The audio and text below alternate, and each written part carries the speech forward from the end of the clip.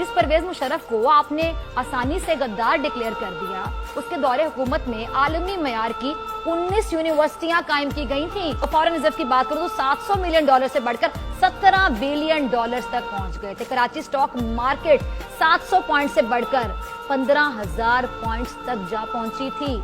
शरह ख्वानदगी की बात करूं तो 11% बेहतर हुई, गुर्बत 10% कम हुई। 4 डैम्स भी मुल्क में बनाए उन्होंने, 7 मोटरवेज बनाई, गवादर जैसी जदीद बंदरगाह बनाई गई। महसूलात की वसूली में 100% तकरीबन $1 ट्रिलियन इजाफा देखने में आया। सनती शोबे की अगर बात करो, सनती शोबे में इजाफा हुआ। चीन और भारत के बाद पाकिस्तानी मईशत तेजी से बढ़ने वाली तीसरी मईशत बन गई। Institute of space and technology का क्याम अमल में लाया गया, वर्चुअल यूनिवर्सिटी का क्याम, 4 सदा यूनिवर्सिटी का क्याम, यूनिवर्सिटी ऑफ गुजरात का क्याम, मालाकांड यूनिवर्सिटी का क्याम, कपड़े की बरामदात $11 बिलियन, गैर मुल्की सरमायाकारी $8 रही।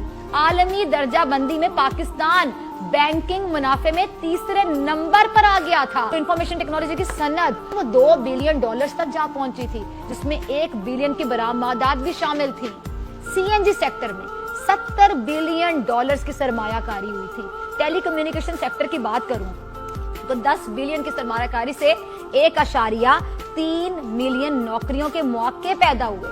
मुल्क में पहली बार सनती पार्क्स का कयाम अमल में लाया गया।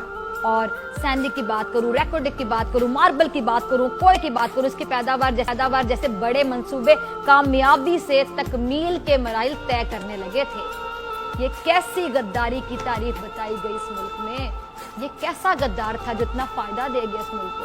ये कैसी तारीफ बताई गई गद्दारी की जिस पर मुझ समेत यकीन जाने हर आदमी हैरान है और परेशान है, पशेमान।